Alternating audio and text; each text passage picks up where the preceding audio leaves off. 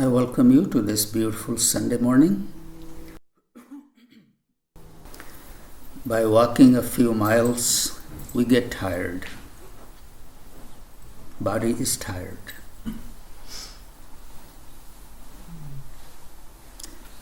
Imagine how tired our mind must get. It's constantly moving. It's moving when we are sitting, it's moving when we are walking, it's moving when we are resting, it's moving when we are sleeping. How tired the mind must get.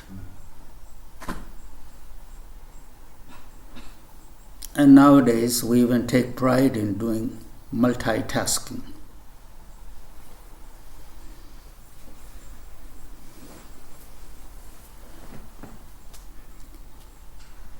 Being busy with so many activities and so many thoughts,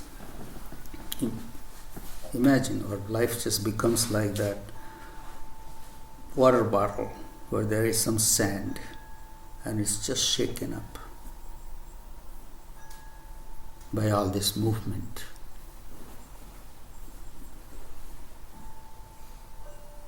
Being quiet, still, let all the anxiousness, restlessness settle down. That clarity emerges.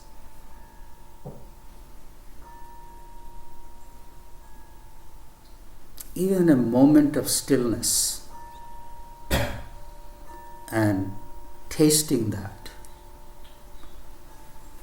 gives us enough boost for the whole day if we can truly touch that stillness.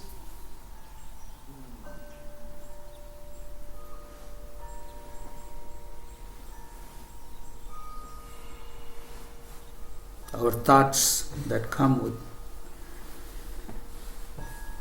are very powerful.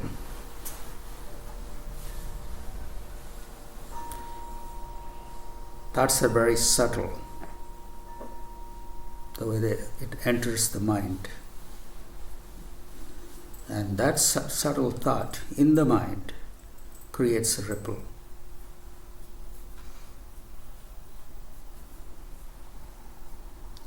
Every thought creates a ripple in the tranquility of the mind. Good thought or bad thought.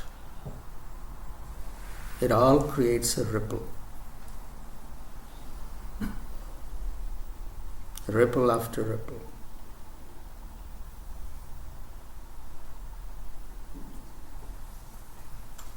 How to give rest to this mind? Mind is always moving. The stillness of the mind is just a concept. It's a concept.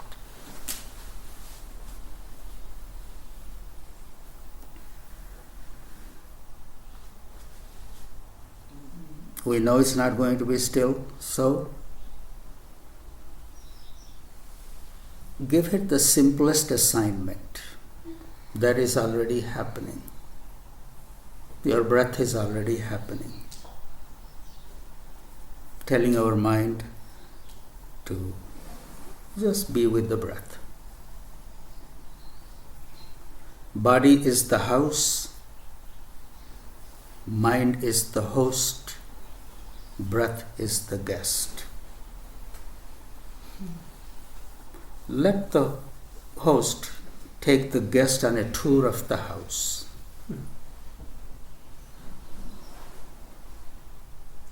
Wherever it wants to go, just follow it. The mind just follows.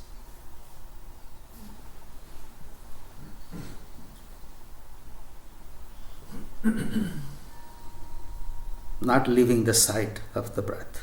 So out of this, we have so many different schools have created different meditation techniques. In Buddhist meditation, they will say, follow the breath. Breathing in, you know you are breathing in. Breathing out, you know you are breathing out. Nothing more. In yogic thoughts, follow the breath. On the in-breath, think of the sound so, out-breath hum, so, hum. Just repeat the Soham mantra with each breath. It's the simple, repetitive action. In middle of that, mind acquires stillness. Or at least there is a feeling of stillness. In that meditation, when you sit down to meditate, there's various stages a meditator goes through. The first, you are aware of all the discomfort. My knee is hurting, my hip is not there, I need a cushion, I need a pillow, you are aware of the discomfort that the body is going as you take the sitting pose.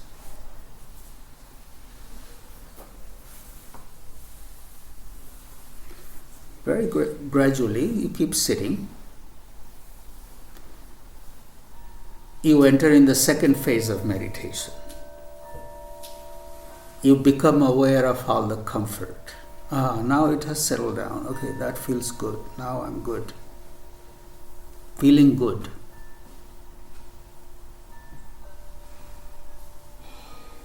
You keep sitting in there.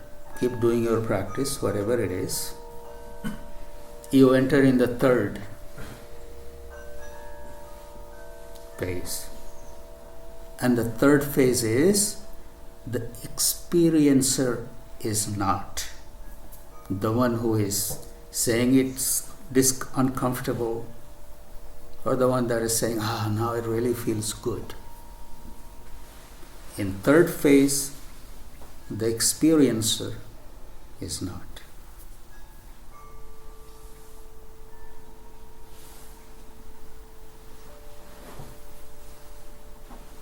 When you are in the pause, when your breath is being paused during this short little meditation taste I gave you, look for that moment when the experiencer is not. One who is looking for something is not. Or one who thinks, I got it, is not. So most of the people are between these three stages of meditation. Then there is a fourth one. Remaining established in the third, the yogi returns to engage in the world. How can you engage in the world and be active without identifying as an experiencer?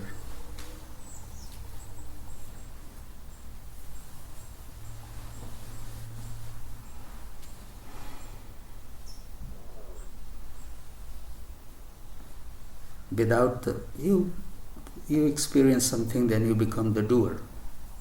Then the whole story starts unfolding. How to engage in the world?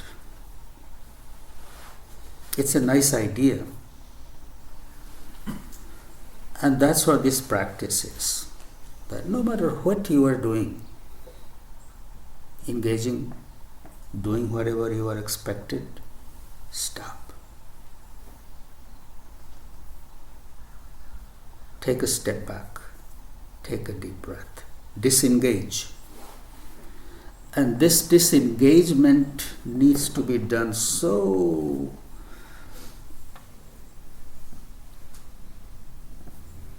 gracefully that even the person next to you doesn't know you are doing something different. You could be sitting around 3-4 people. All kinds of conversations are going on. Just pause the breath in the moment. Hold it right here. Look like you are engaging, but pausing the breath, stopping the breath, stops your clinging on to that. I will get back in it. But taking this little stop is very important. Otherwise, you get sucked into it, and pretty soon you don't know where you get washed away.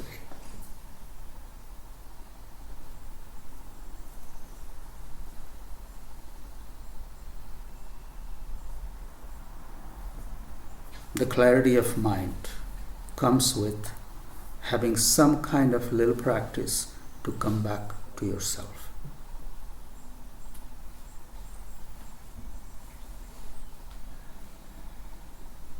Thoughts that we entertain, what kind of thoughts do I hold about myself? How do I talk to myself? Those thoughts have power. They shape.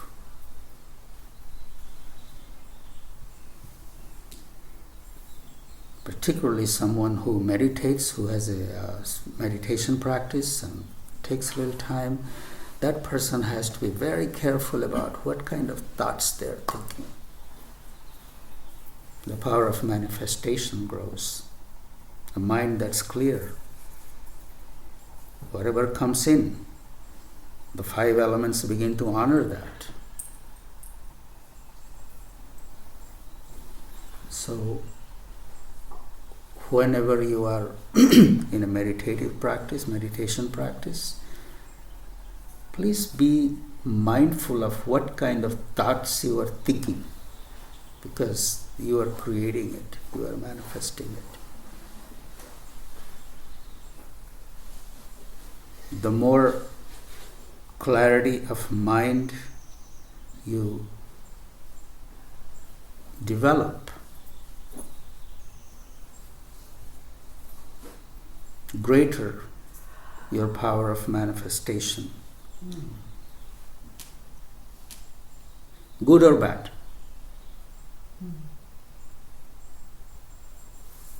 There have been, in our scriptures, there have been great yogis who turned into be rakshasas, monsters. They were great yogis, but did not pay attention to what kind of thoughts followed. When you begin to practice, do some kind of practice, something builds within you. Shakti builds. And that Shakti flows towards where the mind is.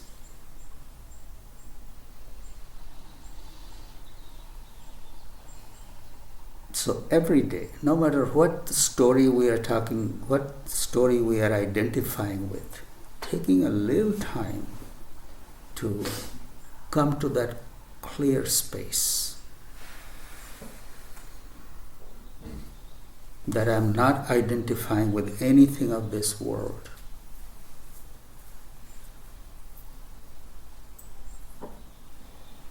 Mind will come, yes, but that yes, but is because of it's a habit. That's all we have been thinking, that's all we have been identifying with.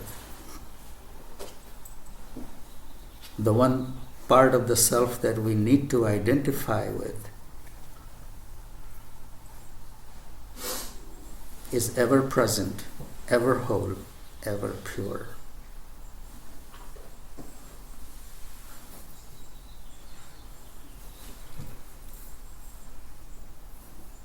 We all get a sense of it when we hear it.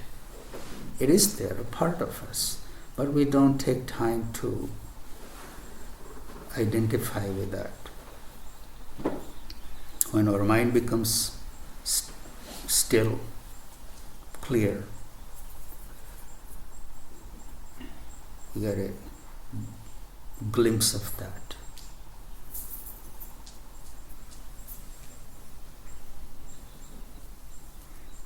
I'm not asking you to do some very extensive practice. It's a very simple, no matter where you are during your day.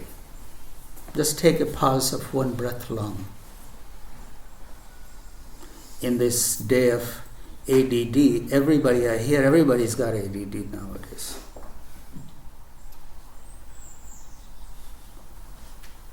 our attention span is so short. So many things to do.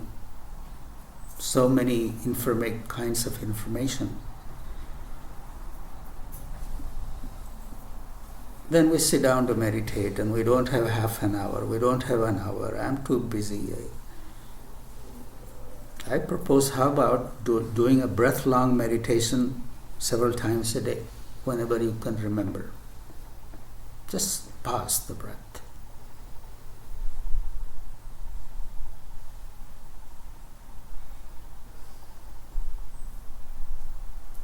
Mind is like a horse galloping. Breath is the rein. Just pull the rein. Horse will stop.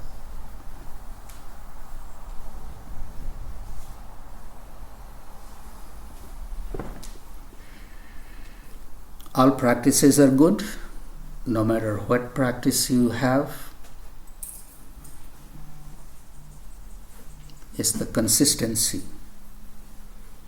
doing it, and calling it your anchor. We all need to have an anchor in life. Without an anchor, we are constantly running. And that anchor is the guru in yogic traditions. Guru means a presence in my life where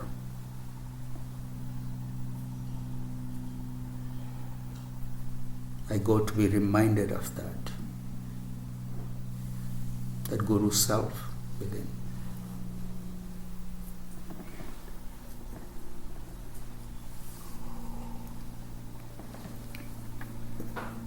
Anyway, I just returned from Upasana.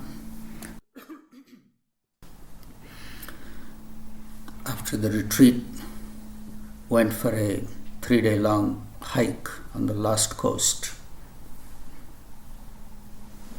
And I had heard so much about this, but just being there is amazing. I think we'll create something, maybe 2-3 trips every year. Call it sacred pilgrimage or something. Being in the wilderness and living with less, like just sleeping on the ground in a little tent, looking up, the stars, the waves crashing in the night. Everything was so alive, your mind could just go blank. I'm not going to talk about that experience, but the only thing I will say, we were there for 3 days with so little.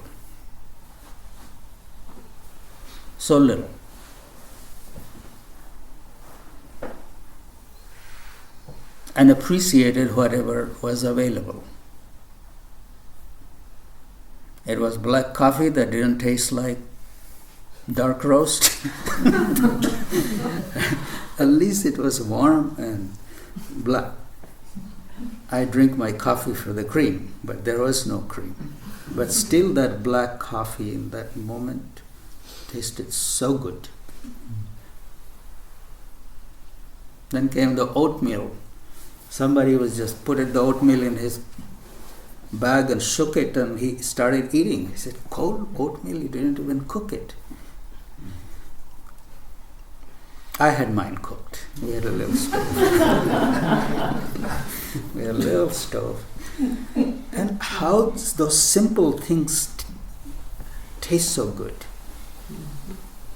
So all that ability is within us, but how we surround ourselves with the comfort, and then we keep going for more and more and more comfort. And sometimes we need to come out of our comfort zone to appreciate what is already here. That's a whole different topic. Thank you all. It's so good to see you.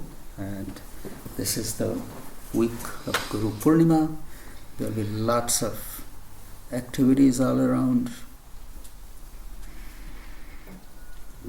Just wherever you are, think about this week on 28 of this month is a day to acknowledge the Guru within, your own higher self, the best you can be, the highest you can be in this lifetime. That day is dedicated to that. And whatever is trying to shadow it, focus more on the light within. That's what this day is going to be representing for us all. Thank you all. I would love to hear if anybody has anything on their mind. I'm still recovering from my oatmeal.